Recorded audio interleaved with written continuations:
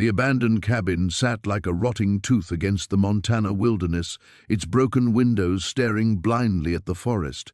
Marcus Chen clutched the deed with trembling hands, knowing he'd just spent his last $500 on what everyone called a tear-down.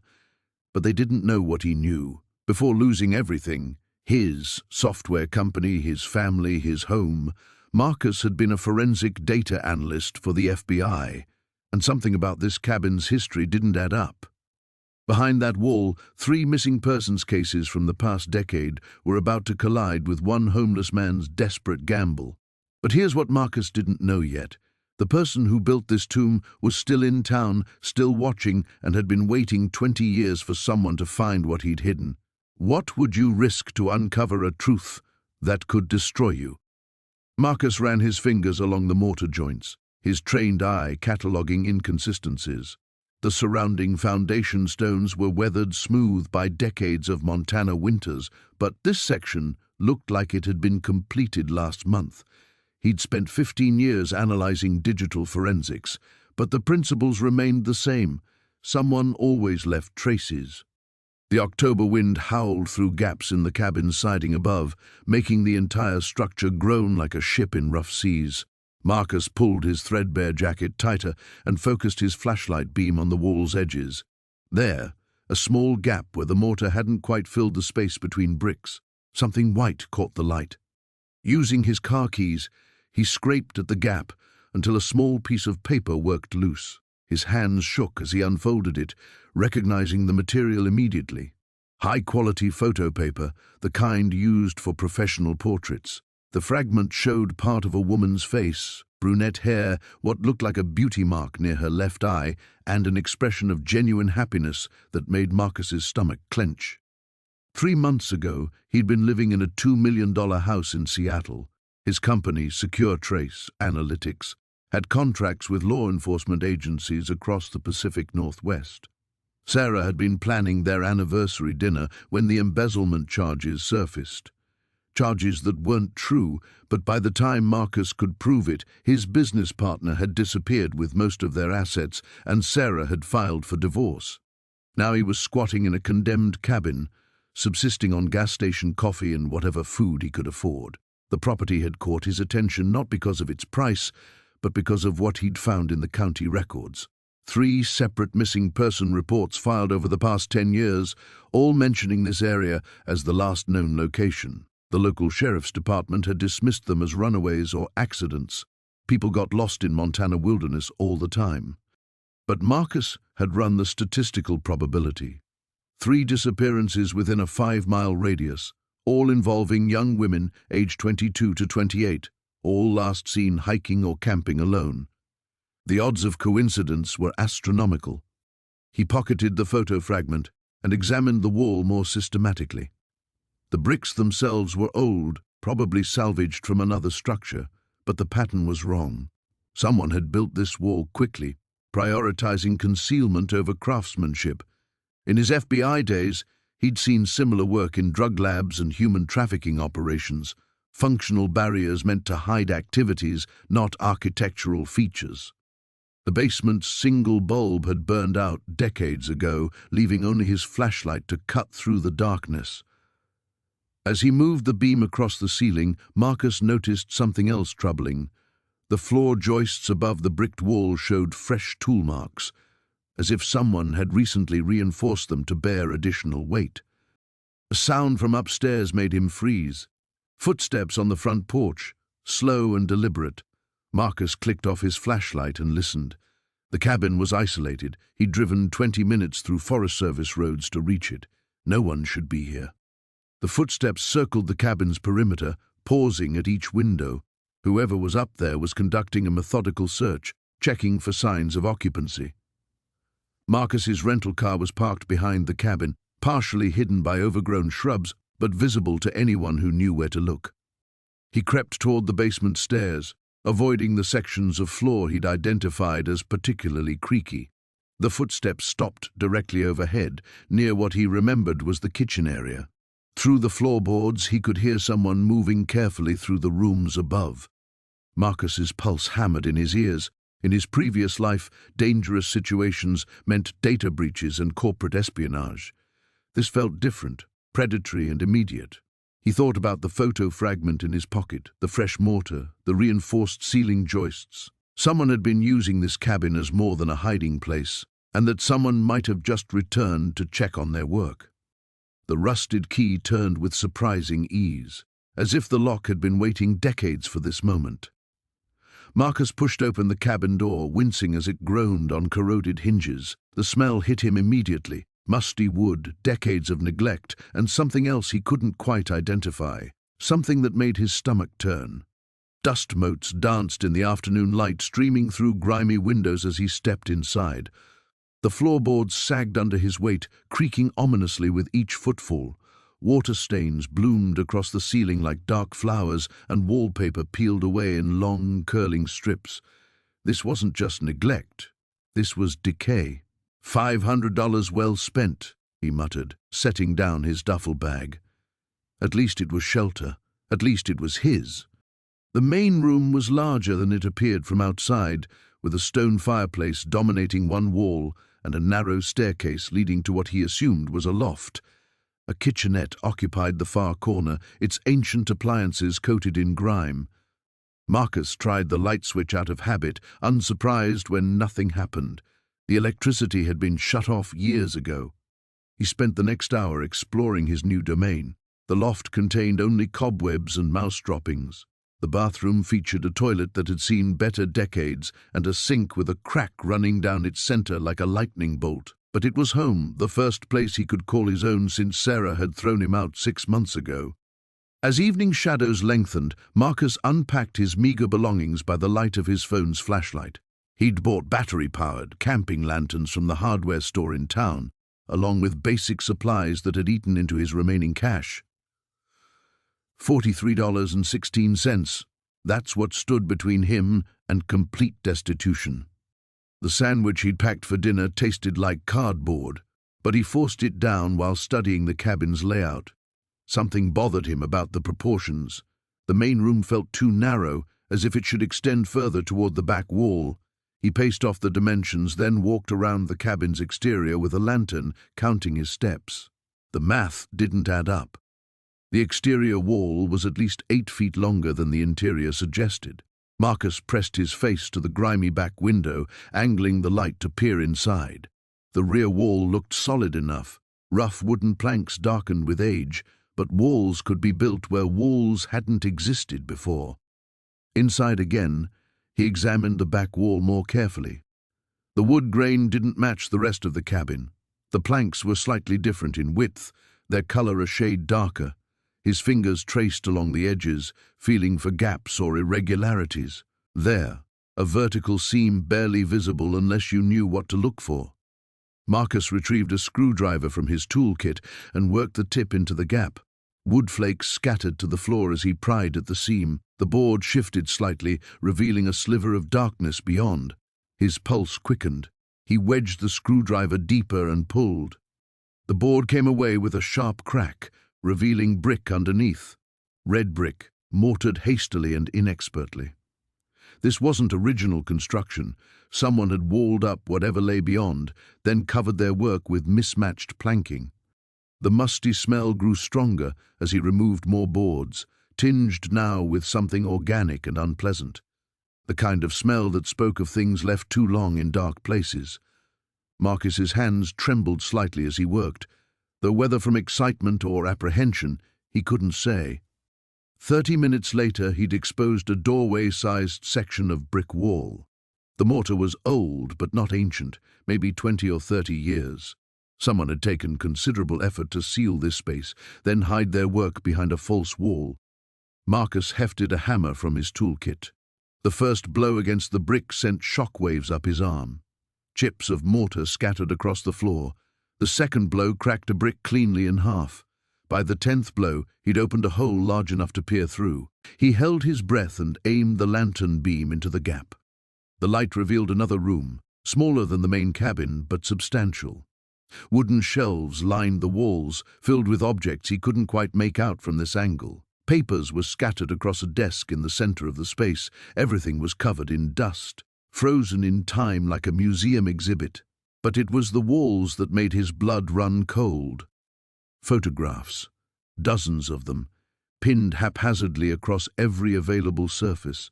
Even from here, even through the narrow gap and layers of dust, he could see they were photographs of people, women mostly, different ages, different backgrounds, but all sharing something that made his stomach clench with primitive fear. They were all looking directly at the camera, and none of them looked like they wanted to be photographed. Marcus lowered the lantern, his hands shaking now for reasons that had nothing to do with excitement. He was no longer wondering what treasures this hidden room might contain. He was wondering if he should run. The musty air hit Marcus like a physical wall as he squeezed through the gap he'd created in the bricked-up doorway. His flashlight beam cut through the darkness, revealing a room that had been sealed away from the world for decades. Dust motes danced in the light like tiny ghosts, and the silence was so complete he could hear his own heartbeat thundering in his ears. The room was smaller than he'd expected, maybe 10 by 12 feet, with no windows. As his eyes adjusted, he began to make out shapes along the walls. What he saw made his blood turn to ice. Photographs. Dozens of them, maybe hundreds, pinned to every available surface like a grotesque wallpaper. His trembling hand guided the flashlight beam from one image to the next, each more disturbing than the last. They weren't family snapshots or landscape photos. These were surveillance pictures, candid shots of people going about their daily lives, unaware they were being watched. A woman walking her dog, a man leaving a grocery store, a teenage girl waiting at a bus stop. Each photograph had been meticulously labeled in precise handwriting, dates, times, locations. Some had additional notes scrawled in red ink that made Marcus's stomach churn. Follows same route every Tuesday, lives alone, no security system. In the center of the room sat an old wooden desk, its surface covered with manila folders arranged in neat stacks.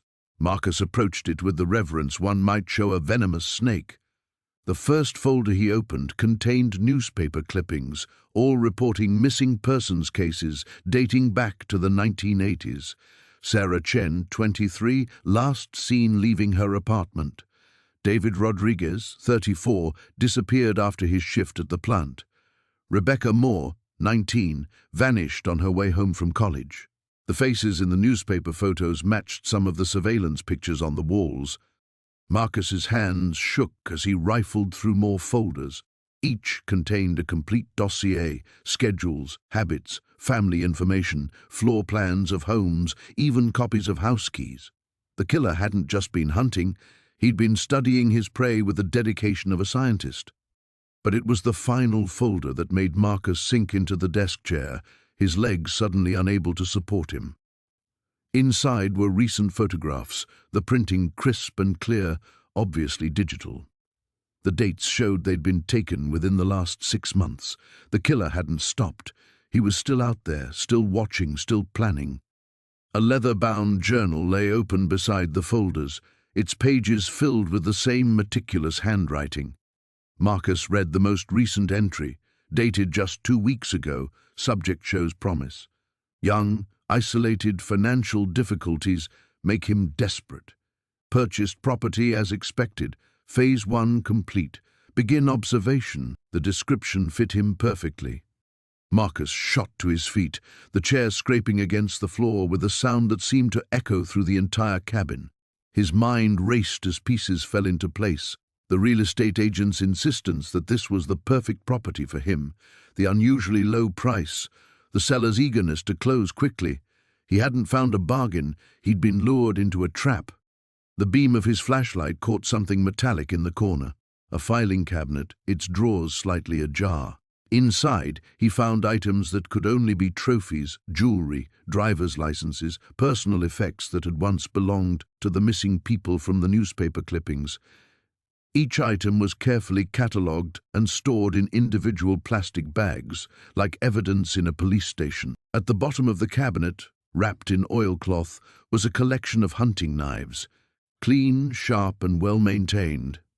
Marcus backed toward the doorway, his breathing rapid and shallow.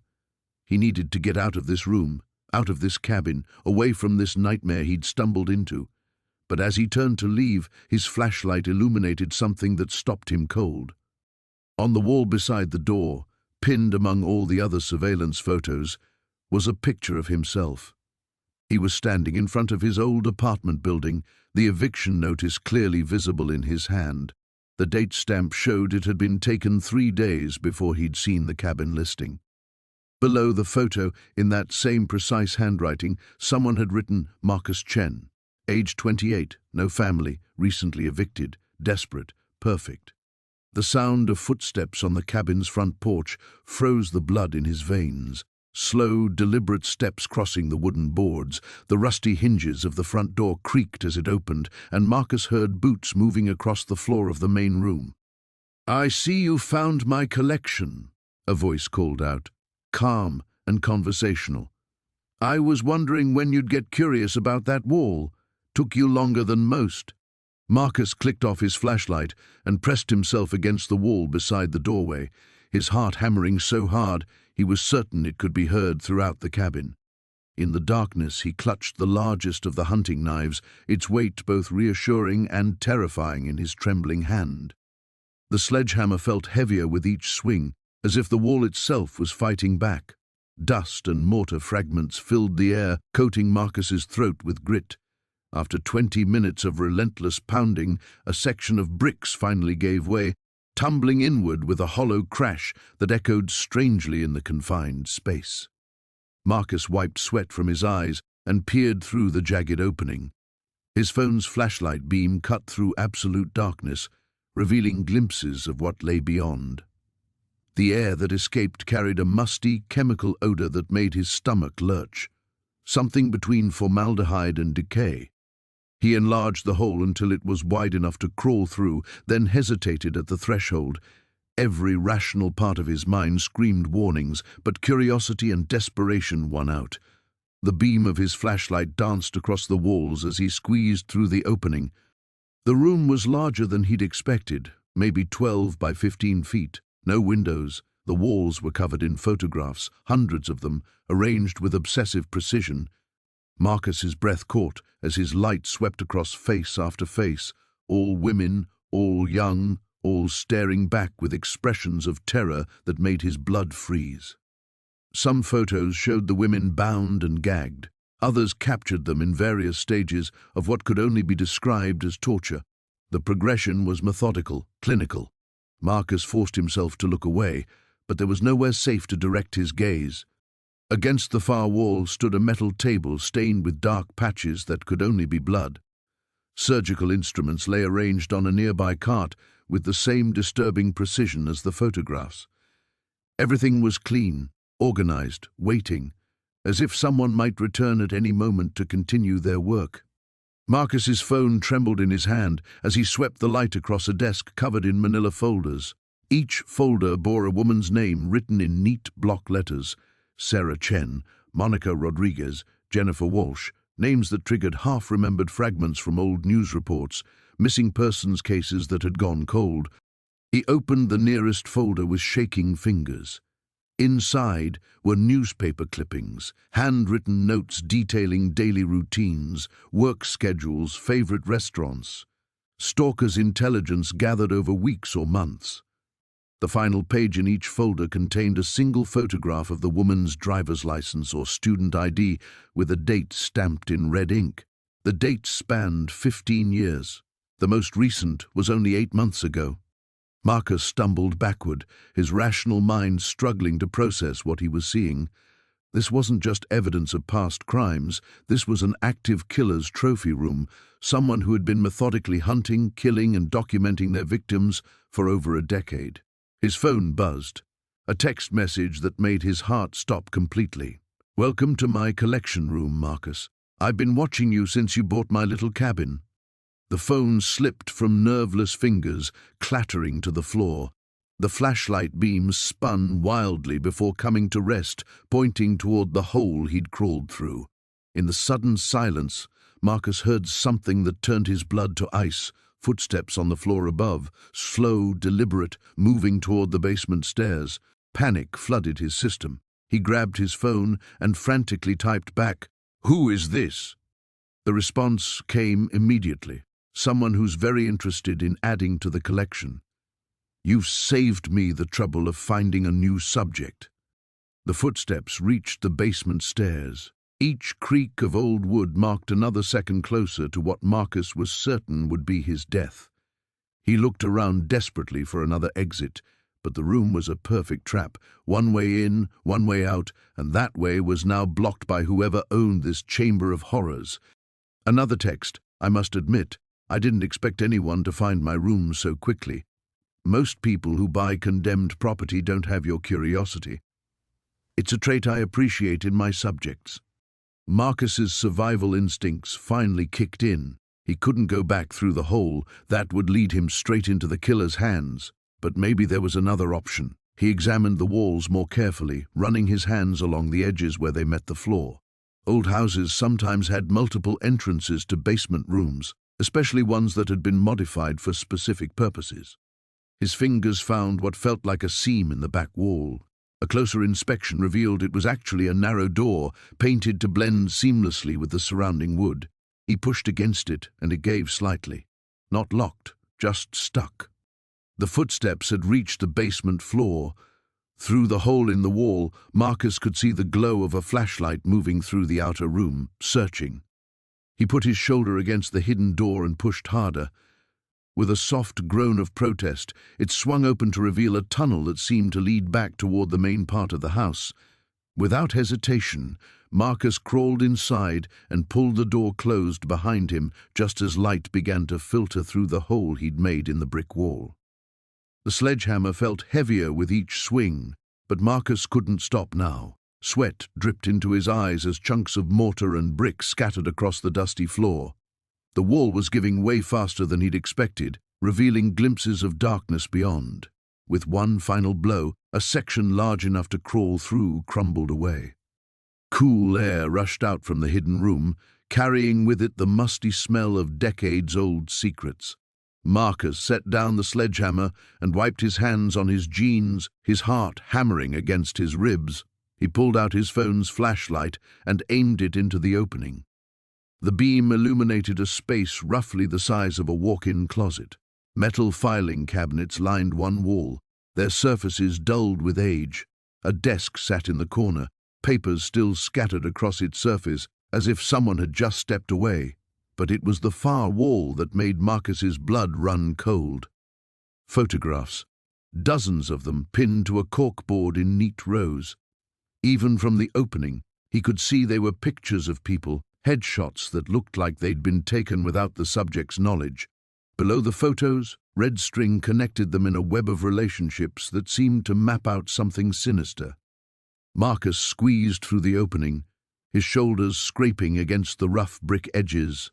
The moment his feet touched the floor of the hidden room, he knew he'd crossed a line he couldn't uncross. The air felt thick, oppressive, as if the walls themselves held the weight of terrible secrets. He approached the wall of photographs first, his phone's light dancing across face after face. Men, women, teenagers, all captured in candid moments. Shopping at grocery stores, walking out of office buildings, laughing with friends at restaurants. Someone had been watching these people, studying them, and at the bottom of each photo, written in neat block letters, was a date.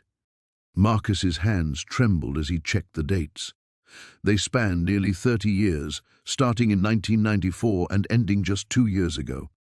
The most recent photo showed a young woman with auburn hair walking out of what looked like a college campus. The date read, October 15th, 2022. "Jesus," Marcus whispered, his voice barely audible in the confined space. He turned to the filing cabinets, his stomach churning with a mixture of dread and morbid curiosity. The first drawer he opened contained manila folders, each one labeled with a name and date. Marcus pulled out a random file and opened it with shaking hands.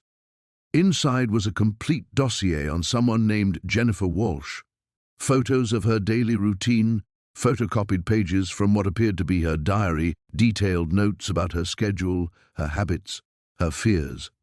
And at the back of the folder, newspaper clippings about her disappearance. The headline screamed, Local teacher missing, search continues for beloved educator, and finally, Jennifer Walsh case goes cold. Marcus dropped the folder, papers scattering across the floor. This wasn't just evidence of stalking, it was a hunting ground. Someone had used this room to plan and document murders, treating human lives like a twisted hobby. He grabbed another folder, then another. Each one told the same horrifying story. Surveillance, planning, and then newspaper clippings about disappearances that were never solved. The scope was staggering, victims from different states, different years, but all connected by whoever had operated out of this room. The desk yielded even more disturbing discoveries. A journal written in the same neat handwriting that labeled the photographs detailed the killer's thoughts and methods. Marcus forced himself to read a few entries, his skin crawling at the clinical way the author described selecting and studying victims. But it was the computer that made his blood freeze. Despite its age, the machine hummed to life when he pressed the power button. No password protection. Whoever had built this room had been confident it would never be found. The desktop contained folders of surveillance photos, detailed maps marking locations, and spreadsheets tracking victim information with the cold efficiency of a business ledger.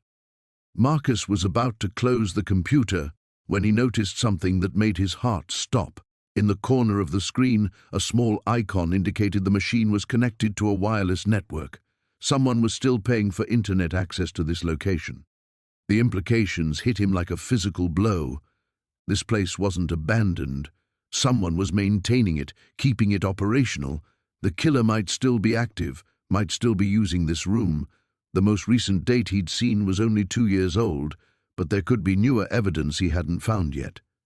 A sound from somewhere in the main cabin made Marcus freeze. It was subtle, just the creak of old floorboards, but in the silence of the hidden room, it might as well have been a gunshot. He killed his phone's flashlight and held his breath, listening intently. Another creak, closer this time. Someone was moving through the cabin above, and they were trying to be quiet about it. Marcus was trapped in a killer's lair, surrounded by evidence of decades of murder, with nowhere to run. The fluorescent light flickered overhead as Marcus spread the photographs across the makeshift table he'd constructed from an old door and 2 sawhorses. 3 days had passed since he'd discovered the hidden room, and he'd barely slept. Every creak of the cabin, every whisper of wind through the broken shingles made him jump, but he couldn't stop looking at the evidence. 23 victims. He'd counted them twice, then a third time to be sure. Each photograph was dated, spanning from 1987 to 2003. The most recent victim was a young woman with auburn hair who couldn't have been older than 25. Her driver's license, paper clipped to the back of her photo, identified her as Sarah Chen, reported missing from Portland in March 2003. Marcus had tried researching her disappearance on his phone, but the cabin's spotty internet connection made it nearly impossible. What little he could find confirmed his worst fears. Sarah Chen had vanished without a trace, her case eventually going cold, just like all the others. The killer had been meticulous. Each victim had a complete file, photographs taken before and after death, personal items like jewelry or clothing, newspaper clippings about their disappearances, and handwritten notes in cramped, precise script. Marcus had studied the handwriting until his eyes burned, trying to decipher the killer's mindset.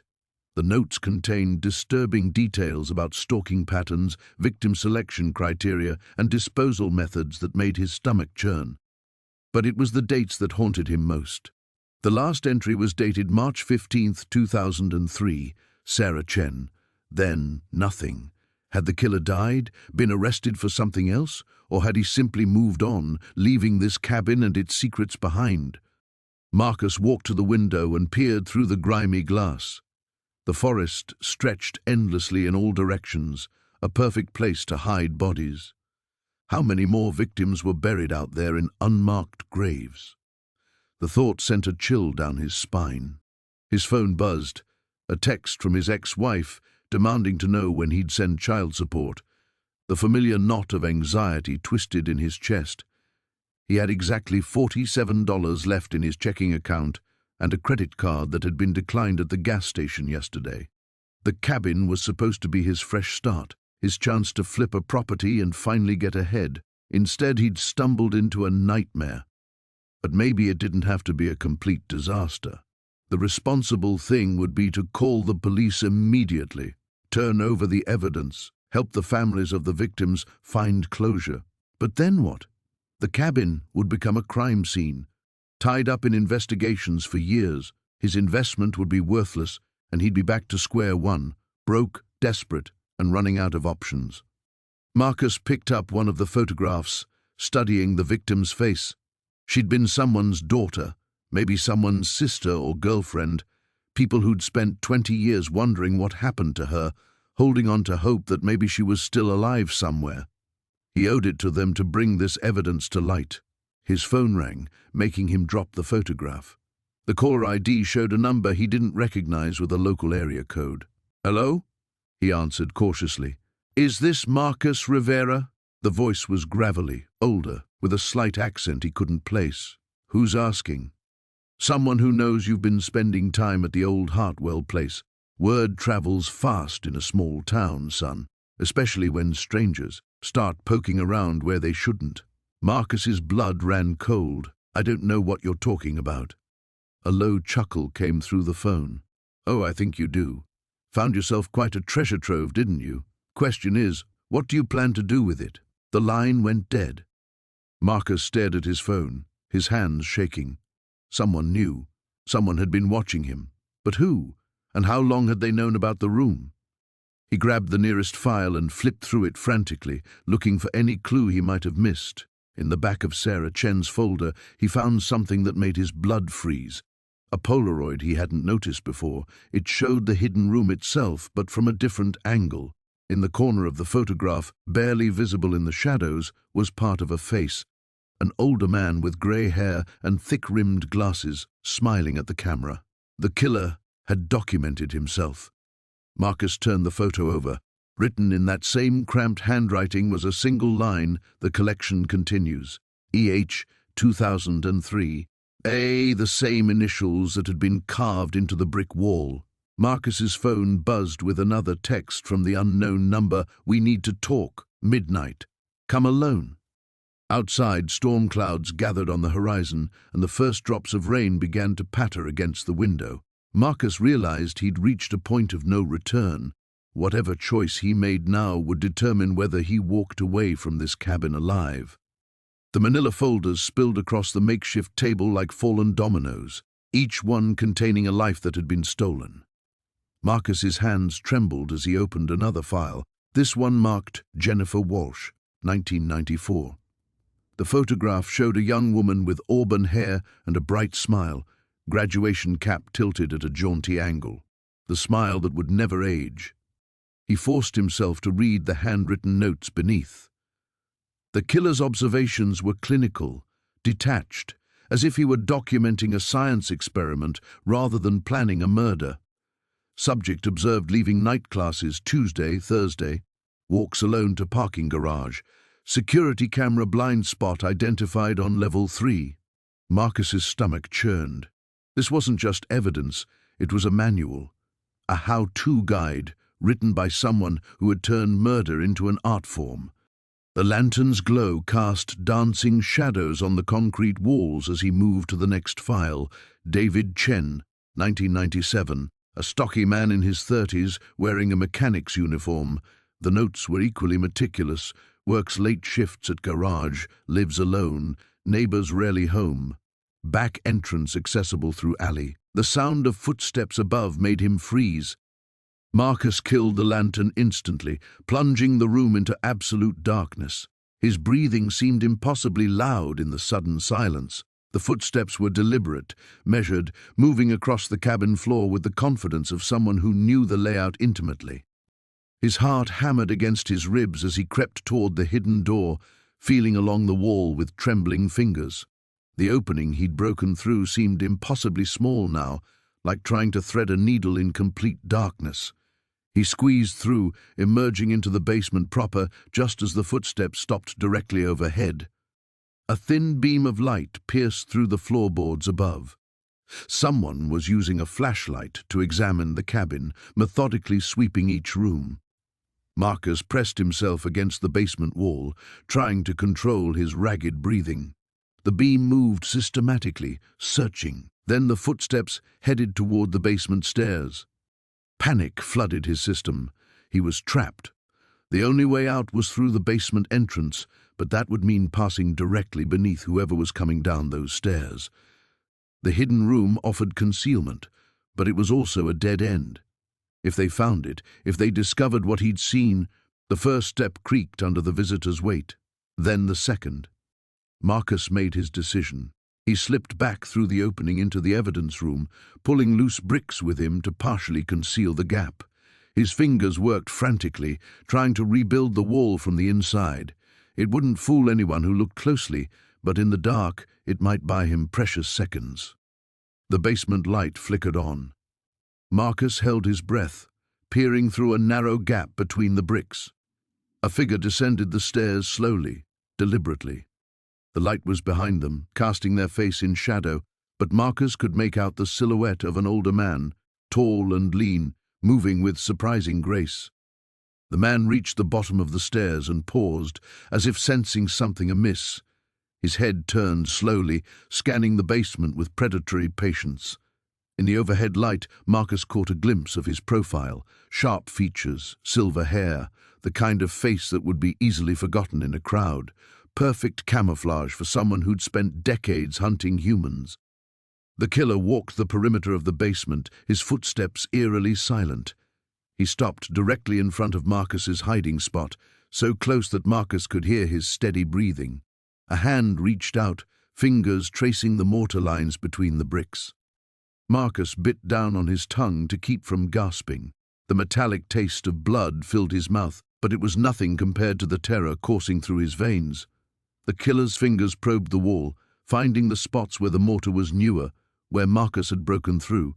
For an eternal moment, they stood separated by mere inches of brick and mortar, predator and prey, with only darkness between them. Then the hand withdrew. The killer stepped back, and Marcus heard him climbing the basement stairs. The light went out, leaving Marcus in complete darkness once again. But the footsteps didn't leave. Instead, they moved to the kitchen area, followed by the sound of a chair being pulled out. The killer wasn't leaving. He was settling in for the night, as if the cabin belonged to him, as if he'd been using it all along. Marcus was trapped in a tomb of evidence, with a monster standing guard above. Marcus spent the next 3 days photographing everything in meticulous detail. Every newspaper clipping, every photograph, every handwritten note. He used his phone's camera and the old digital camera he'd found in the cabin's kitchen drawer, creating multiple copies of each piece of evidence. The work was methodical, almost meditative, but it couldn't quiet the growing unease in his chest. The patterns were becoming clearer with each passing hour. The killer had been active for decades, moving through different states, different hunting grounds. The earliest clippings dated back to 1987, the most recent from just 2 years ago. Marcus had counted 43 separate cases so far, each one carefully documented and catalogued by someone who took pride in their work. What disturbed him most wasn't the scope of the murders, it was the organization. This wasn't the chaotic collection of a madman. It was the archive of someone methodical, someone who viewed killing as both profession and passion, someone who was still out there. Marcus had found driver's licenses, credit cards, and jewelry from the victims, all sorted into labeled boxes, trophies, but mixed in with these grisly souvenirs were documents that made his blood run cold, property deeds, bank statements, and legal papers. The killer wasn't just taking lives. He was stealing identities, siphoning money from accounts, selling assets. Some of these people had been wealthy, and their disappearances had made someone else very rich. But every time Marcus started to feel excited about his potential windfall, he'd catch sight of another photograph, another face of someone who had trusted the wrong person and paid the ultimate price. On the 4th morning, Marcus drove into town for supplies and internet access. He parked outside the diner and used their Wi-Fi to research some of the names he'd found. Missing persons reports, unsolved cases, grieving families still searching for answers. The weight of what he'd discovered pressed down on him like a physical force. He was so absorbed in his research that he almost missed the conversation at the counter behind him. "Asking questions about the old Hartman place again," a gravelly voice was saying. "Seems real interested in who might be staying out there." Marcus's blood went cold. He kept his eyes on his laptop screen but strained to listen. "Well, I told him what I told you," another voice replied. "Haven't seen hide nor hair of anyone out that way for months. Course, place is so isolated, could be a whole circus out there and we'd never know." He seemed to think someone might be poking around where they shouldn't be. Offered $50 for any information. Marcus slowly closed his laptop and turned slightly, trying to get a look at the speakers without being obvious. Two older men in work clothes sat at the counter, nursing coffee. The one facing him had weathered features and suspicious eyes that swept the diner periodically. $50 just for information, the second man said. Must be pretty important to him. That's what I'm thinking. Guy didn't look like law enforcement neither. Too well dressed, too. The first man paused, searching for the word. Too smooth, you know, like one of them salesmen who comes through selling insurance or encyclopedia sets. Marcus felt sweat beading on his forehead despite the diner's air conditioning. Someone was looking for him, or at least looking for whoever had been at the cabin. Someone who wasn't law enforcement, but was willing to pay for information. He needed to get out of here. Now.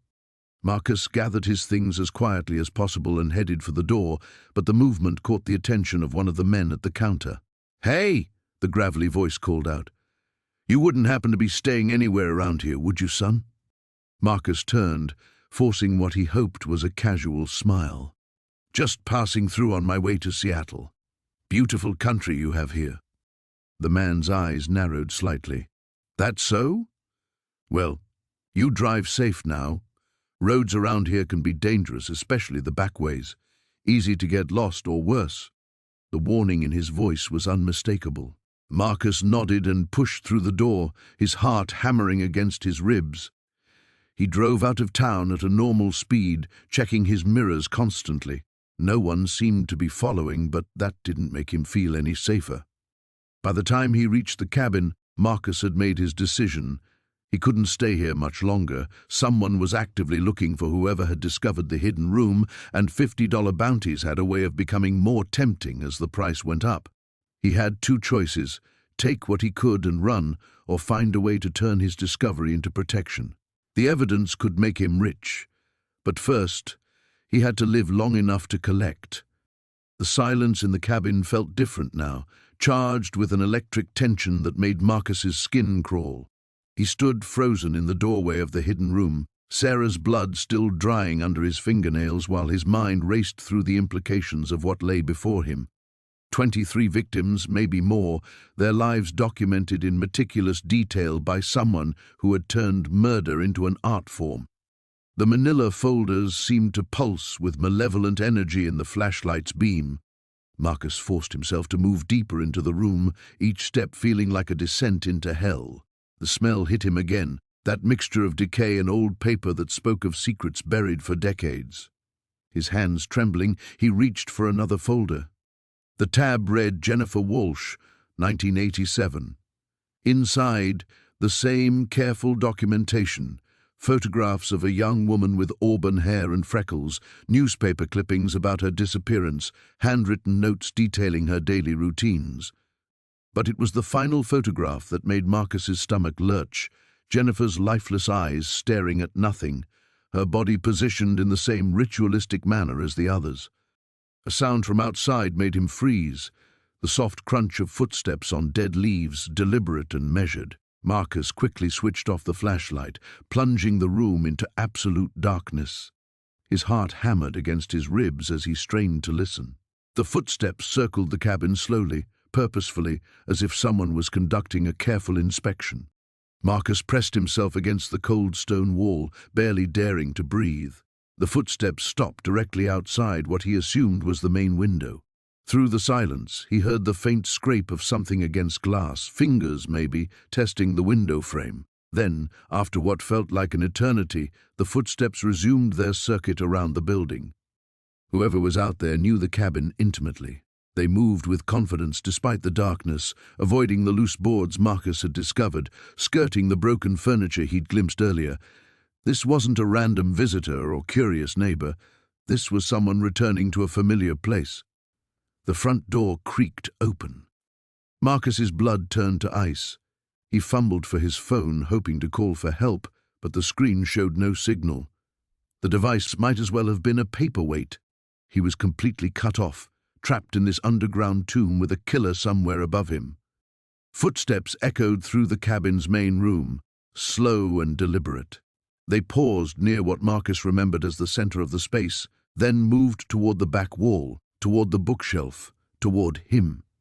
The sound of books being moved aside came clearly through the darkness. Whoever was up there wasn't searching. They knew exactly what they were looking for. Marcus heard the scrape of wood against stone as the secret door began to open. A thin line of light appeared at the top of the stairs, growing wider as the entrance was fully revealed. "I know you're down there." The voice was calm, almost conversational, with a slight rasp that suggested age. Male, probably in his 60s or 70s. Marcus held his breath, hoping against hope that somehow he was wrong, that the voice was addressing someone else. "I saw your car parked down the road." Not very subtle, leaving it right there where anyone could see. A chuckle, dry as autumn leaves. "You young people never think these things through." Light began to spill down the stone steps as the intruder descended. Marcus could see the outline of work boots, then legs in dark pants. His mind raced, searching for options. The room had only one exit, and it was currently being blocked by someone who had killed at least 23 people. "You know, I haven't been back here in almost 5 years. Figured it was time to check on my collection." The voice was getting closer. Imagine my surprise when I found the entrance already open. Most inconsiderate, really. Marcus pressed himself deeper into the shadows, knowing it was futile. The room was small, and once the intruder reached the bottom of the stairs with his light source, there would be nowhere to hide. His hand closed around the heaviest folder, a pathetic weapon, but better than nothing. "I suppose you've seen my work by now. Impressive, isn't it? 37 years of dedication, of perfecting my craft. Each one taught me something new about the art of death. 37 years. The number hit Marcus like a physical blow. If this had been going on for nearly 4 decades, the scope was far beyond what he'd imagined. The folders he'd seen might represent only a fraction of the victims. The boots appeared on the stone floor, followed by legs, torso, and finally the weathered face of a man who looked like anyone's grandfather. Gentle eyes behind wire-rimmed glasses, a kind smile that belonged at church socials and family barbecues. The only thing that marked him as different was the long, curved knife in his right hand. "Hello, Marcus," the man said pleasantly. "I think it's time we had a proper conversation." The newspaper clipping crumbled between Marcus's fingers as he read the headline for the 3rd time. "Local businessman Harold Vance dies in apparent hunting accident." The date was from 6 months ago. His hands trembled as he cross-referenced the photo with the driver's license he'd found earlier. Same man, same cold eyes, but very much alive when this room was sealed. Marcus set the clipping aside and reached for another folder, this one marked with careful handwriting, "Insurance Claims, 1998 to 2023. Inside were photocopies of life insurance policies, each one worth hundreds of thousands of dollars. Every victim from the Polaroids had a corresponding policy, and every beneficiary was listed as H. Vance, or one of his shell companies. A quarter-century killing spree, funded by greed and enabled by a system that never connected the dots. The burner phone in his pocket buzzed. Sarah's text was brief. "Cops asking questions about you downtown. Lay low." Marcus's blood chilled. He'd been careful, hadn't he? But careful didn't matter if Harold Vance was still breathing and had decided Marcus posed a threat. He shoved the most damning evidence into his backpack, the photos, the insurance documents, anything that could convict a dead man who apparently wasn't dead at all. As he stuffed papers into the bag, his fingers brushed against something metallic wedged behind one of the filing cabinets. He pulled it free, a small digital camera, its memory card still intact. His pulse quickened as he powered it on, praying the battery held enough charge. The camera's memory held dozens of images, each one documenting Vance's methodical process. The man was proud of his work, archiving it like a twisted art project. Marcus scrolled faster, looking for anything that might indicate where Vance was operating now, since this room had clearly been abandoned. In the background of one photo, he spotted a calendar on the wall. Even through the grainy image, he could make out handwritten appointments. Most were illegible, but one entry was clear enough. Riverside Storage, Unit 47, monthly check. Marcus grabbed a pen and scribbled the information on his palm. If Vance had moved his operation, a storage unit would be the perfect cover, private, secure, and easily abandoned if things went wrong. The sound of gravel crunching outside froze him mid-thought. Marcus killed the camera's display and stuffed it into his pocket, then moved to the small window he'd noticed earlier. Through the grime-covered glass, he could see a dark sedan parked beside his truck. The driver was still inside, talking on a phone, but Marcus could see enough of his profile to confirm his worst fear. Harold Vance had found him. Moving as quietly as possible, Marcus gathered the remaining crucial evidence and crept toward the room's entrance. The narrow passage behind the false wall would mask his movements, but once he reached the main cabin, he'd be exposed. He needed to reach his truck, but Vance was positioned to see the front door clearly. The back window. It was small and probably painted shut, but it was his only option. Marcus made his way through the cabin's rear bedroom, stepping carefully around broken floorboards that might creak. The window was indeed painted shut, but years of weather had cracked the seal. He worked his knife blade along the edges, trying to pry it open without making noise. Behind him, he heard the front door's hinges groan. Vance was inside. The window gave way suddenly, and Marcus had to catch it to prevent it from slamming open. Cool evening air rushed in as he tossed his backpack through the opening, then squeezed his body through the narrow frame. Splinters tore at his shirt as he dropped to the ground outside. He could hear footsteps moving through the cabin now, slow and deliberate. Vance was searching room by room, probably following the same path Marcus had taken when he'd first explored the place. That gave him maybe 2 minutes before the man discovered the broken wall. Marcus grabbed his backpack and sprinted toward the tree line, abandoning any thought of reaching his truck. The dense woods would provide cover, and he knew these trails better than Vance did, at least he hoped so. Behind him, he heard a shout of rage as Vance discovered the empty, hidden room. The hunt had begun, and Marcus was no longer the hunter. He was the prey, running through darkening woods with evidence that could destroy a serial killer who had supposedly been dead for months. His only advantage was the head start, and even that was disappearing with every second. The rain hammered against the cabin's windows as Marcus stared at the blood-stained photograph in his trembling hands. Sarah Chen's face smiled back at him, frozen in time before someone had brutally ended her life. The timestamp on the Polaroid read 3 days ago. 3 days. The killer had been here 3 days ago. Marcus's phone buzzed, making him jump. A text from Detective Reeves: "Found something interesting about your property's history. Can we meet tomorrow?" His fingers hesitated over the keyboard. How could he explain that he'd already found more than anyone bargained for? That he was sitting in what amounted to a serial killer's trophy room, surrounded by evidence of at least a dozen murders spanning decades? Another buzz. This time, an unknown number. "You shouldn't have opened that door."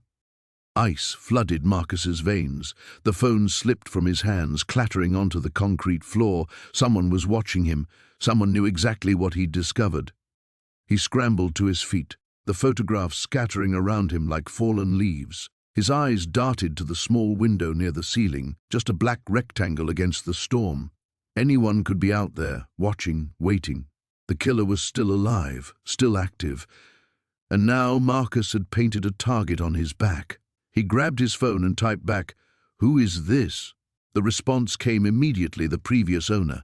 "You have something that belongs to me." Marcus's blood turned to mercury. The previous owner was supposed to be dead. That's what the county records showed. Harold Wickham, deceased 15 years ago, no heirs, property passed to the state. But someone had been maintaining this room, adding to the collection. Someone who clearly considered these grotesque trophies their personal property. "What do you want?" Marcus typed. "What's mine? You have 1 hour to return everything to exactly as you found it. Seal the room. Forget you ever saw it. Or you'll join the collection."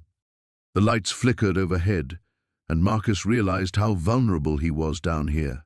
Underground, no cell signal except for these mysterious texts somehow getting through, surrounded by evidence that could either save lives or get him killed.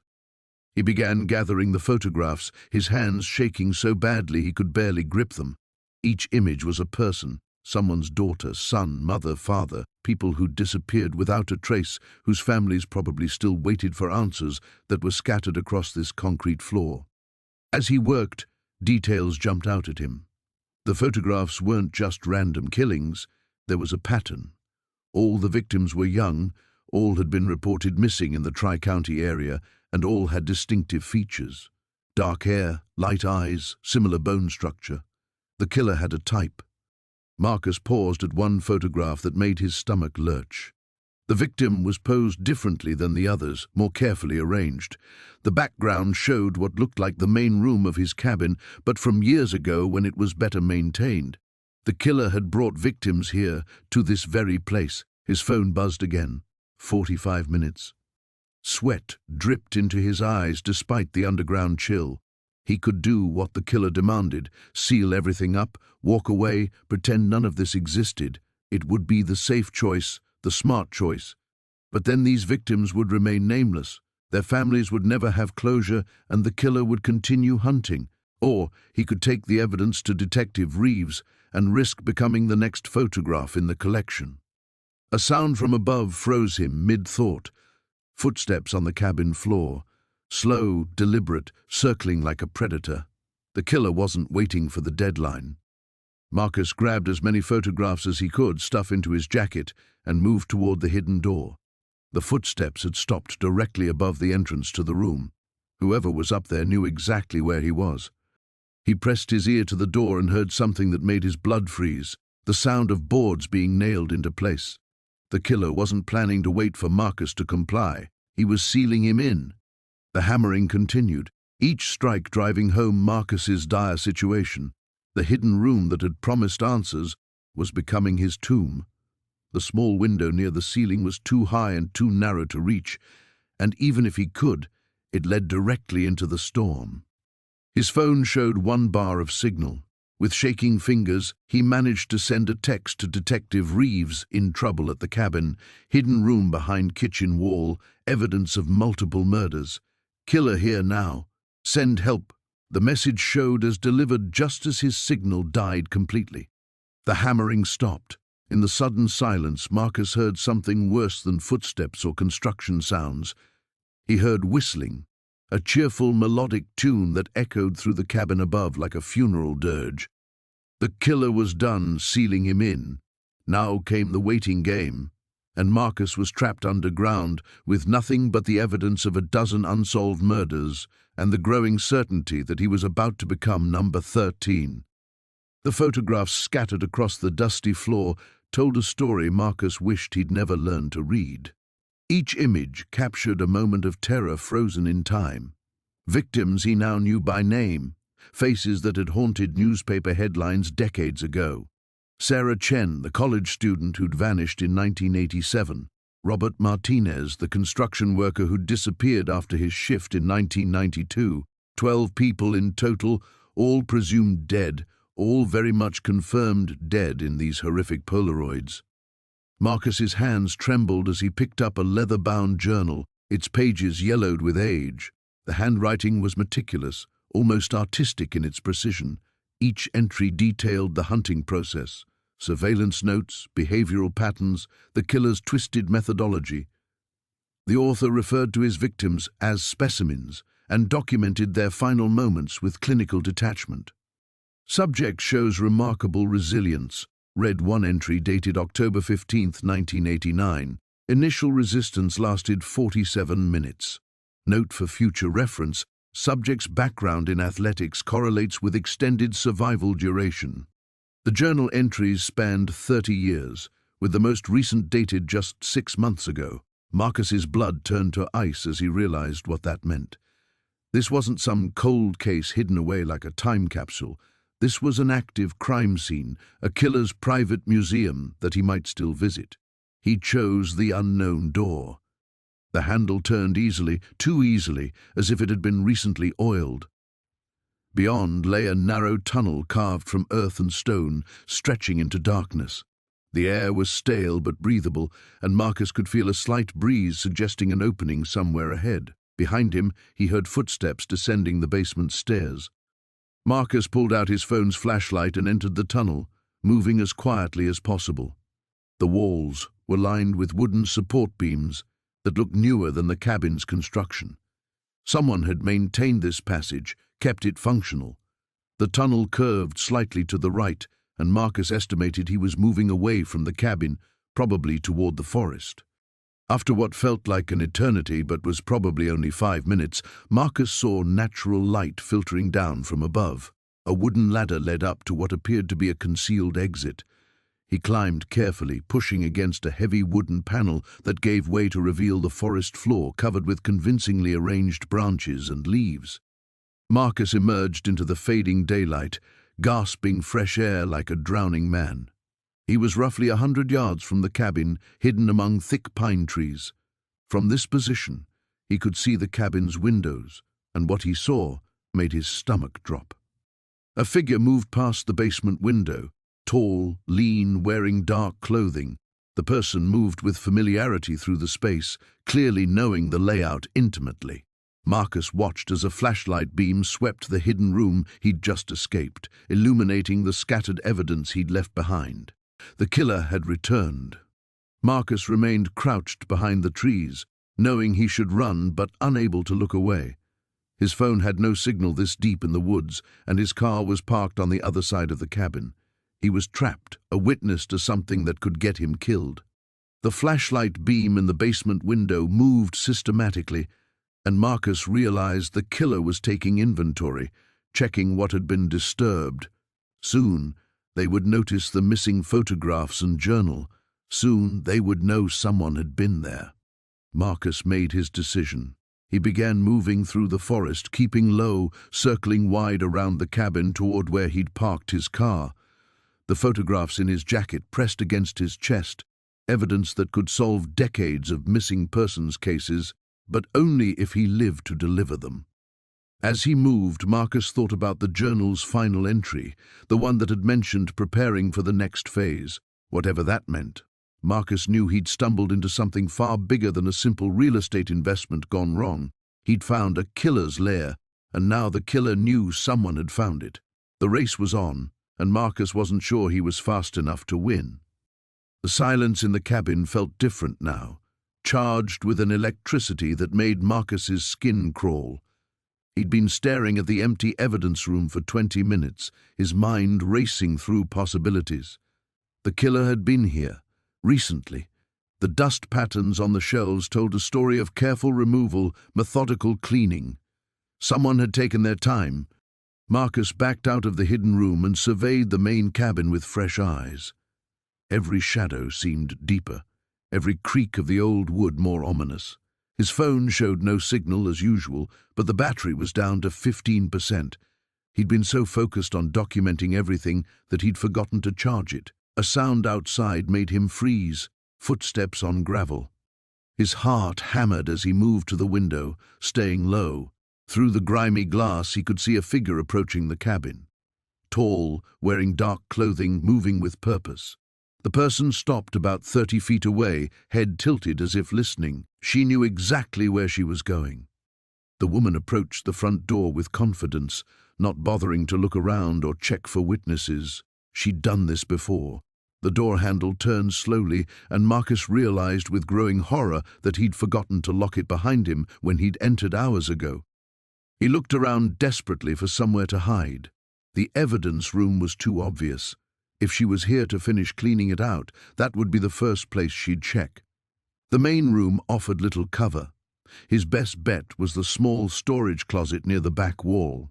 Marcus moved as quietly as possible, wincing at every footfall. He'd just reached the closet when the front door opened with a long, tortured creak. "I know you're here," the woman's voice cut through the darkness. It was calm, almost conversational. "I saw your car parked down the road." Marcus's blood turned to ice. He'd thought he'd been clever, parking behind the trees where the vehicle wouldn't be visible from the main road. Apparently not clever enough. "You're not the first person to find this place," she continued, her footsteps echoing as she moved through the cabin. "Though I have to admit you're more persistent than most. Taking pictures, making recordings. Very thorough." She'd been watching him. Marcus pressed himself deeper into the closet, barely breathing. The previous visitors were satisfied with a quick look around. A few teenagers on a dare, a local historian poking around last year. They saw what they expected to see, an old, abandoned cabin. Nothing special.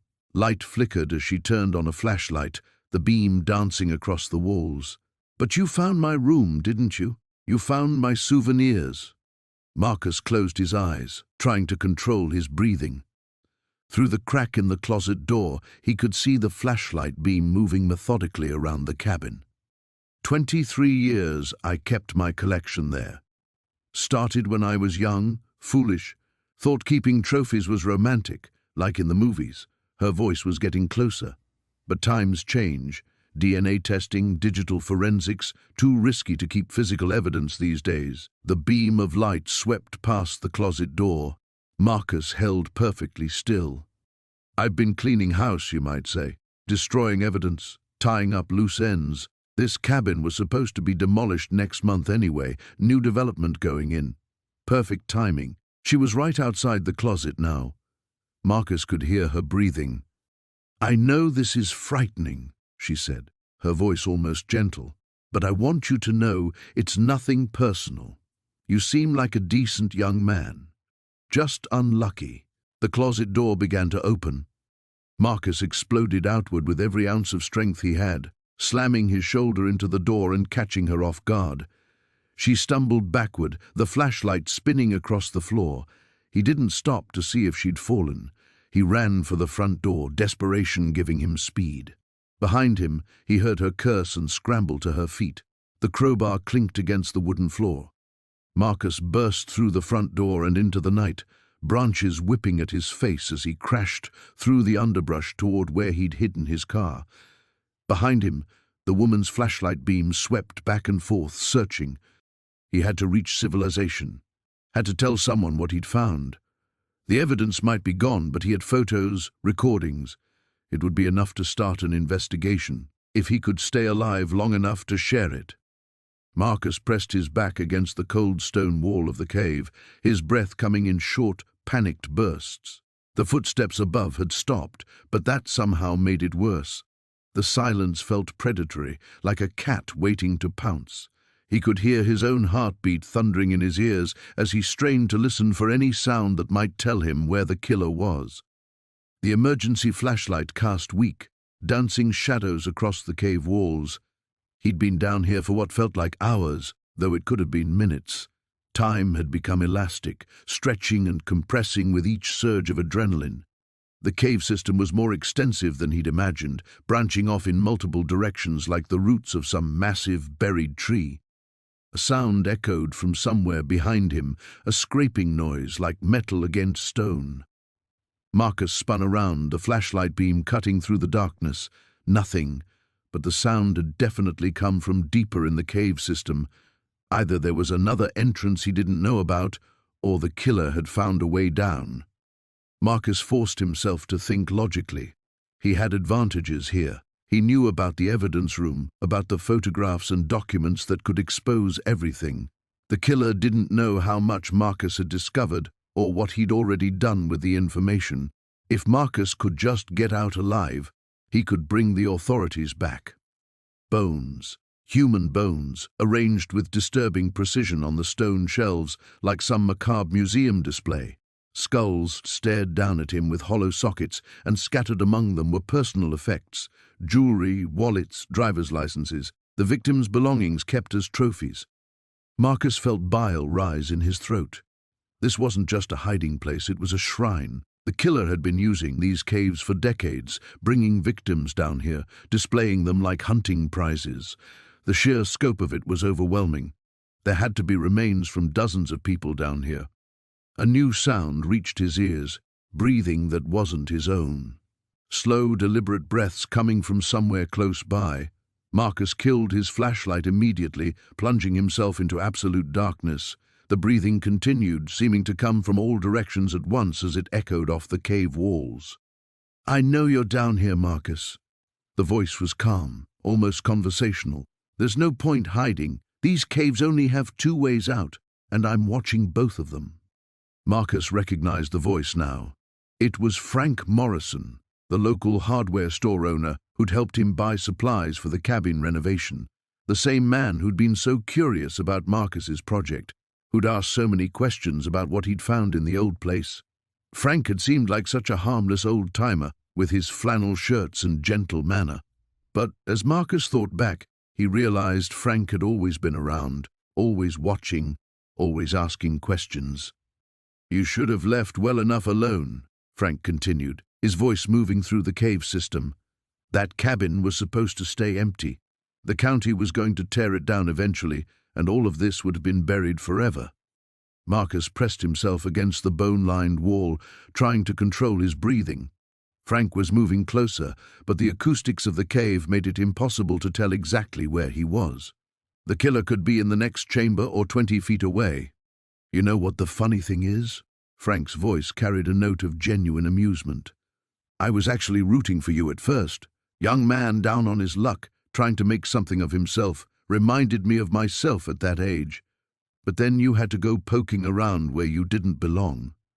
A new light appeared in the tunnel, leading back toward the entrance. A powerful lead beam that cut through the darkness like a sword. Frank had come prepared. Marcus realized he was trapped between the bone chamber and whatever lay deeper in the cave system. He had to make a choice: face the killer directly or venture into unknown passages that might dead-end. The light was getting closer. Marcus could hear Frank's footsteps now, steady and unhurried. The man was confident, probably because he knew these caves intimately. He'd been using them for years, maybe decades. This was his territory. Marcus made his decision.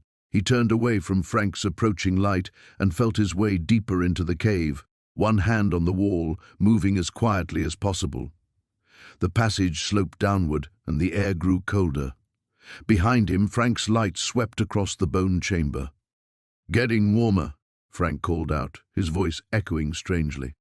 "But you're only making this harder on yourself. Down that way, the passages get real narrow, real easy to get stuck." The basement felt like a tomb as Marcus crouched beside the open safe, his hands trembling as he counted the cash for the third time. $230,000. Enough to disappear, to start over somewhere far from Pine Ridge and the nightmare he'd stumbled into. But the weight of the truth pressed down on him like the low ceiling above his head. Sheriff Coleman was the killer, had been for decades, and somewhere in this house, Marcus was certain the man was waiting. A soft creak echoed from upstairs, the deliberate sound of someone trying to move quietly across old floorboards. Marcus's blood turned to ice. He stuffed the money back into the safe and grabbed the manila folders containing the evidence, his mind racing through his options. The basement had no other exit, and the stairs led directly to the main floor where those careful footsteps were now moving. Another creak, closer to the basement door. Marcus clicked off his flashlight and pressed himself against the wall beside the furnace. The folders clutched to his chest. In the absolute darkness, every sound seemed amplified. His own ragged breathing, the settling of the house, and now the unmistakable squeal of the basement door opening. Light spilled down the stairs, casting long shadows across the concrete floor. "Marcus?" Coleman's voice was calm, almost friendly. "I know you're down there, son. We need to talk." Heavy boots began descending the wooden steps. each one deliberate and unhurried. Marcus forced himself to breathe slowly, quietly, as the beam of a powerful flashlight swept across the basement. He was hidden for now, but there was nowhere to run. "Found my little museum, did you?" Coleman's voice was closer now, maybe halfway down the stairs. 32 years I've been the law in this town. 32 years of keeping the peace, protecting good folks from the wolves among us. The light beam swept past Marcus's hiding spot, illuminating the open brick wall and scattered tools on the floor. "You see, Marcus, some people in this world are just born wrong, broken. They prey on decent folks, hurt children, destroy families." Coleman reached the bottom of the stairs, his massive frame silhouetted against the doorway above. "I've always seen it as my duty to remove such people from the equation." Marcus pressed deeper into the shadows, his heart hammering so loudly he was sure Coleman could hear it. "Take Tommy Miller, that first one you probably found. Beat his wife near to death, put his own daughter in the hospital. Court gave him probation. Probation." Coleman's laugh was bitter, so I gave him what he really deserved. The flashlight beam moved methodically across the room, searching. Marcus realized with growing horror that Coleman wasn't just confessing, he was proud of what he'd done. Or Sarah Chen. You remember her from the files? Child killer got off on a technicality. Lawyer convinced the jury the evidence was tainted. The beam swept closer to Marcus's position. I made sure she never hurt another child. Marcus's foot brushed against a paint can, and the slight scraping sound seemed to echo like thunder in the confined space. The flashlight beam snapped toward the noise. There you are. Coleman's light found Marcus huddled against the furnace, the folders pressed against his chest like a shield. The sheriff stepped forward, and in the backwash of the flashlight, Marcus could see Coleman's face, calm, almost serene. "Easy, son. I'm not going to hurt you. You're not like them." Coleman holstered his weapon and held up both hands. "You're just a man who got in over his head." Marcus found his voice. 27 people. You murdered 27 people. I executed 27 predators who slipped through the cracks of a broken system." Coleman's tone remained conversational. "Each one of them deserved worse than what I gave them. You're insane." "Am I?" Coleman stepped closer, his eyes gleaming in the reflected light. "Tell me, Marcus, when you read those files, when you saw what these people did to innocent victims, didn't part of you think they got what was coming to them?" Marcus's mouth went dry because, God help him, Coleman was right. Reading about Tommy Miller's abuse of his family, Sarah Chen's crimes against children, there had been a moment when he'd felt something like satisfaction knowing they were dead. "I can see it in your eyes," Coleman said softly. "You understand. We're not so different, you and I." "I would never—" "Kill someone?" Coleman smiled. "Maybe not, but you'd keep quiet about someone who did, wouldn't you? Especially if that someone made sure bad people couldn't hurt anyone else ever again." The sheriff gestured toward the folders in Marcus's arms. "Those files represent justice, pure and simple. Justice the courts failed to deliver." Marcus pressed himself harder against the wall. "What do you want from me?" Coleman's expression grew serious. "Partnership, Marcus. I'm getting old, and this work, it takes a toll. I need someone younger, someone who understands what we're really fighting for." The word "we" hit Marcus like a physical blow. Coleman wasn't just confessing, he was recruiting. The barn door creaked open with the sound of rusted hinges protesting against decades of neglect. Marcus stepped inside, his flashlight cutting through the darkness like a blade through black velvet. The musty smell of rotting wood and something else, something metallic and wrong, filled his nostrils. Behind him, Detective Sarah Chen moved with practiced caution, her service weapon drawn but pointed low. They'd agreed to search the property together after Marcus had called her with trembling fingers, his voice barely a whisper as he described, finding Harold Voss very much alive in what was supposed to be an abandoned cabin. "Jesus," Chen breathed, playing her own light across the barn's interior. "How long has this place been here?" The barn was larger inside than it appeared from the outside, stretching back into shadows that seemed to swallow their flashlight beams. Ancient farming equipment sat covered in decades of dust and cobwebs, but it was what lay beyond the rusted plough and broken hay baler that made Marcus's blood turn to ice. Tables, surgical steel tables that gleamed despite the grime, obviously maintained and cleaned regularly. Above them, shop lights hung from the rafters, their electrical cords snaking along the ceiling beams to disappear into the darkness. Along one wall, glass cabinets held an array of instruments that belonged in either an operating room or a torture chamber. "He's been using this place," Marcus whispered. "All these years, he's been right here." Chen approached one of the tables, her flashlight revealing dark stains that had soaked deep into the wood beneath the metal surface. "These aren't old," she said, her voice tight with controlled fear. "Some of these stains, they're recent." Marcus forced himself to move deeper into the barn, though every instinct screamed at him to run. His light fell on a wall covered with photographs, dozens of them, arranged in neat rows like a gallery of horrors. Men and women of various ages, all smiling in what appeared to be driver's license photos or school pictures, happy faces that would never smile again. But it was the bottom row that made his knees buckle. Recent additions to the collection. A young woman with bright red hair he'd seen on missing person posters around town just last month. A college student who'd vanished from the university campus. A businessman who'd supposedly left town suddenly for a new job opportunity. "Sarah," he called, his voice cracking. "You need to see this." She joined him at the wall and he heard her sharp intake of breath. "Some of these are current cases, active investigations." Her hand moved to her radio, but Marcus caught her wrist. "Wait," he said, "listen." From somewhere in the darkness beyond the barn, the sound of an engine approached. Headlights swept across the gaps in the barn walls, casting moving shadows that danced like demons across the murder gallery. Chen killed her flashlight and motioned for Marcus to do the same. They stood in perfect darkness as the vehicle drew closer, its engine note familiar and wrong.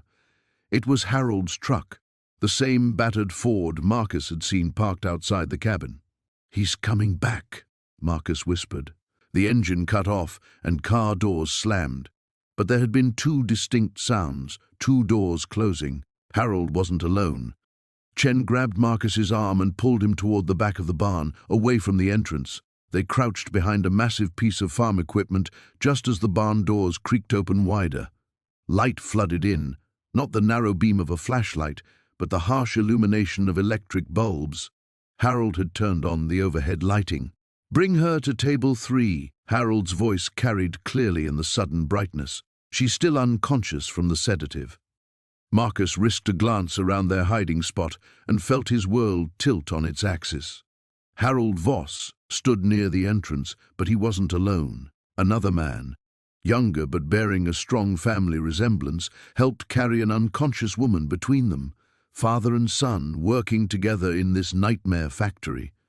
The woman was alive but limp, her head lolling as they positioned her on one of the steel tables. Harold moved with practiced efficiency, securing leather restraints around her wrists and ankles. This wasn't his first time. This wasn't even his 100th time. "Dad, are you sure about this one?" the younger man asked. "She's local, people will notice." "People always notice, Tommy," Harold replied, his voice carrying the patient tone of someone providing instruction. "The trick is making sure they notice the wrong things. Tomorrow they'll find her car by Miller's Creek with a suicide note, another tragic case of mental illness taking a young life."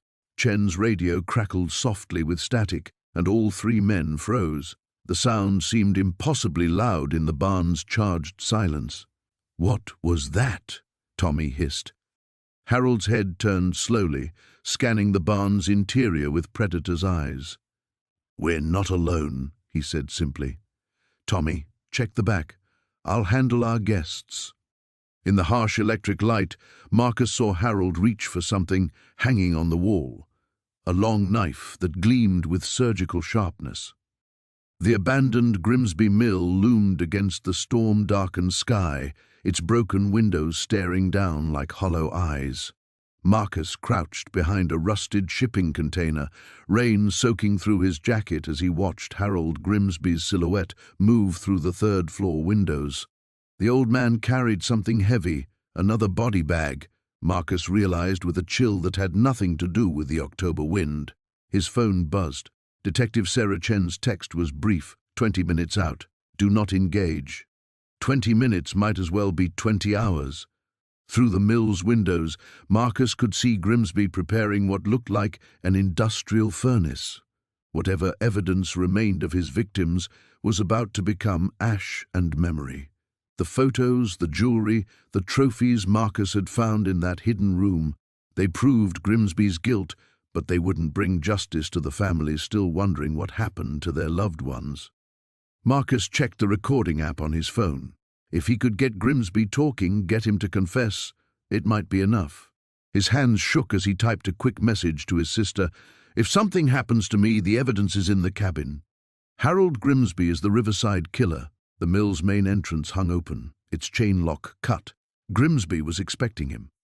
Inside, the air reeked of rust, decay, and something far worse, the sweet, cloying smell of death. Marcus's footsteps echoed on the metal stairs as he climbed toward the light spilling from the third floor. Every shadow seemed to harbor threats, every creak of the old building made him flinch, but he kept climbing. I was wondering when you'd arrive. Grimsby's voice drifted down from above, conversational and calm. Though I have to admit, I'm disappointed. I thought you were smarter than this, Marcus. The third floor had been converted into a makeshift crematorium. Industrial equipment hummed and glowed, casting dancing shadows on the walls. Grimsby stood beside a metal table where a body lay covered by a tarp. Marcus's stomach lurched when he recognized the hiking boots protruding from beneath the covering. Danny Rodriguez, Marcus whispered. The boy got too curious, just like you. Grimsby's weathered hands rested on a crowbar. Started asking questions around town about the old days, about disappearances. Some people just can't leave well enough alone. Like the families you destroyed, like the children who never came home. Marcus kept his distance, circling slowly while his phone recorded. How many, Harold? 20, 30? Grimsby's laugh was a dry rasp. You think this is about numbers? About some sick compulsion? He gestured toward the furnace. This was always about survival, boy. About protecting what's mine. Your family's reputation. My family's fortune. Grimsby's eyes gleamed in the firelight. Do you have any idea what the Grimsby name is worth? What 3 generations of careful investment and political connections can build? Every person in that room threatened that legacy. Marcus felt pieces clicking into place. They found out something about your father, your grandfather. My grandfather built this town through contracts with the state, prison labor, road construction, dam projects. All very profitable, all very illegal by today's standards. When that professor started digging into historical records in 1987, when that journalist began investigating labor practices, when nosy teenagers found old documents, Grimsby shrugged. I did what needed to be done. You killed them to protect money? I killed them to protect everything. The foundation that funds the library, the scholarship program, the hospital wing, all of it built on Grimsby wealth. Would you tear that down for the sake of people already dead? The casual justification chilled Marcus more than outright madness would have. This wasn't a serial killer driven by compulsion. This was a man who viewed murder as a business decision. Danny found the old contracts, didn't he? Marcus pressed. Hidden somewhere in the mill. Grimsby nodded toward a section of loose floorboards. 70 years of paperwork documenting every illegal deal, every bribe, every shortcut that built this empire. The boy thought he'd found a treasure trove. Instead, he found his death warrant. The sound of sirens wailed in the distance, still too far away. Grimsby heard them too and hefted the crowbar with practiced ease. I'm 83 years old, Marcus. I've protected this secret longer than you've been alive. You think I'll stop now because some desperate fool stumbled onto my cleanup operation? It's over, Harold. The evidence is already in police hands. Killing me won't change that. No, but it'll slow things down. Give my lawyers time to work, my contacts time to bury inconvenient truths. Grimsby stepped forward, the crowbar catching the light. Besides, you never should have bought that cabin. Some doors are meant to stay closed. The old man moved with surprising speed, swinging the crowbar toward Marcus's head. Marcus dove sideways, crashing into the metal equipment as the weapon whistled past his ear. The sirens were getting closer, but not close enough. The cabin creaked under the weight of the storm as Marcus pressed his back against the kitchen wall, clutching the evidence box like a lifeline. Through the rain-streaked window, he could see a figure moving through the trees, deliberate, unhurried, inevitable. William Carver had found him. Marcus's phone showed no signal, the storm having knocked out the last bar of reception 20 minutes ago. The landline he'd noticed earlier was dead, its cord severed clean through. Carver had been thorough, cutting off every escape route before announcing his presence. The front door handle turned slowly. Marcus held his breath, watching from the shadows as it opened with barely a whisper. Carver stepped inside, water dripping from his rain jacket, and Marcus saw him clearly for the first time. A man in his 70s, with sharp, intelligent eyes and steady hands that had taken 17 lives. "I know you're here, Marcus." Carver's voice was calm, almost grandfatherly. "I saw your car.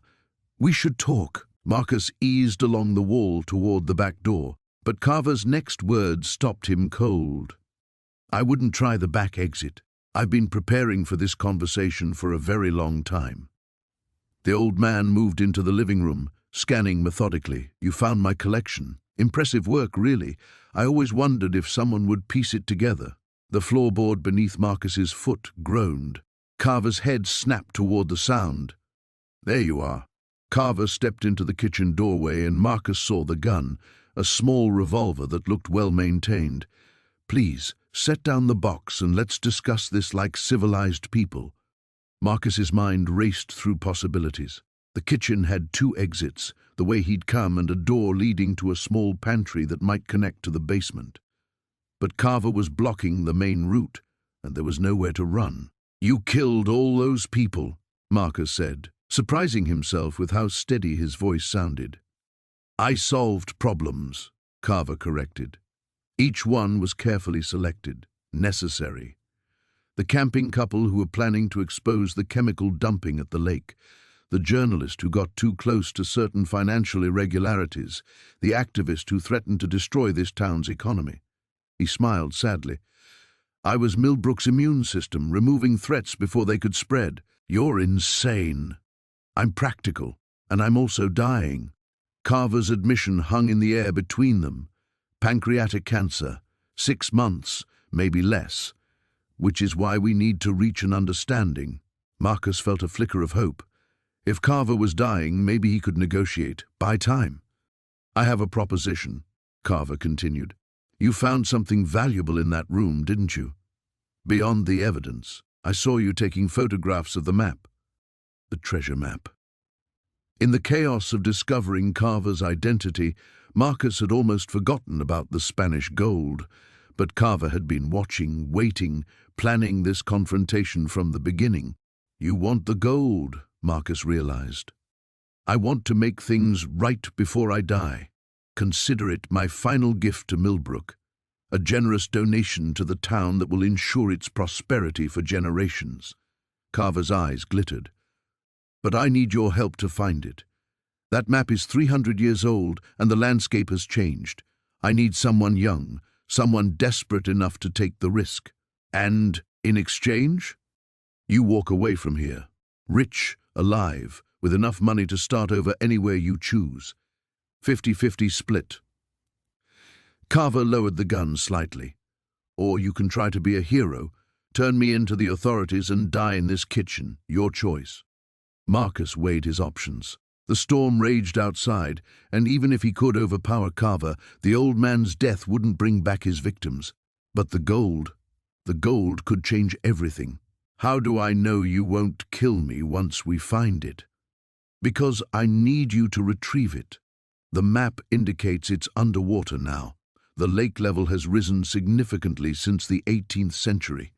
You're young, strong, a good swimmer. I'm dying and weak."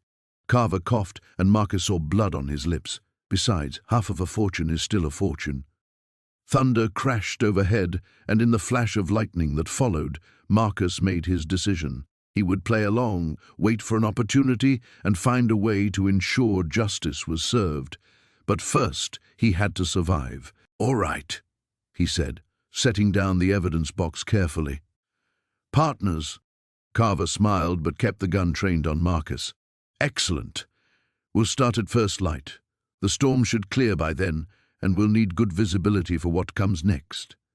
As if summoned by his words, the rain began to soften against the windows. Soon, Marcus knew, the real hunt would begin, for treasure, for justice, and for a way out of this nightmare that would either destroy him or set him free forever.